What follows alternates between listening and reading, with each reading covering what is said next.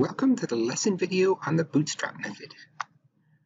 Bootstrap method is the process of taking repeated random samples with replacement of a dataset and then estimating some parameter on each sample in order to get a better understanding of the variation and uncertainty in the estimate of that parameter. So for example, we have a scatter plot of data here, and suppose we want to understand our estimation of the slope of a regression line for this data.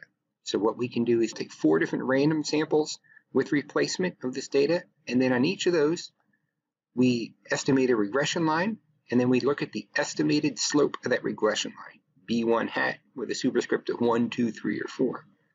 Then we can look at the standard deviation of these b subscript 1 superscript I hats, and that'll give us an estimate in the uncertainty of our estimate of the beta 1 or the slope of the regression line.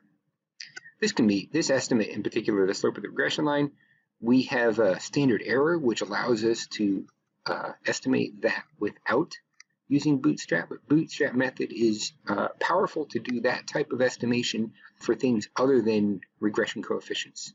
And so here's the general format with another toy data set. And so here we have a toy data set with 3 observations, labels 1, 2, 3. And we have 2 features, an X feature and a Y feature. And this is figure 5.11 from the Isler textbook. And so this is our original data set shown in the box on the left called Z. And then we take a first subset, which is in this notation Z1 or Z star with an exponent 1.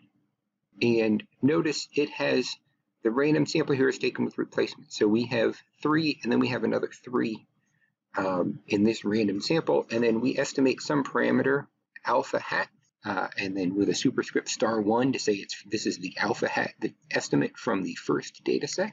And then we take a second bootstrap random sample, and this one in this case happens to have 1, 2, and 3 in it, and then we estimate alpha hat and with an exponent of star 2 to say this is from the second data set. And we do this capital B times, each time getting some random sample with replacement. Notice there's 2 2s in this sample, and that gives us this sequence of estimates of alpha. And then from that sequence of estimates of alpha, we can understand the robustness or the variation that can happen among the estimates of alpha. Quick review, we've talked about the bootstrap method. It's an important statistical tool of taking repeated random samples with replacement of our data and estimating a parameter on each of those samples to estimate uncertainty. Thank you very much.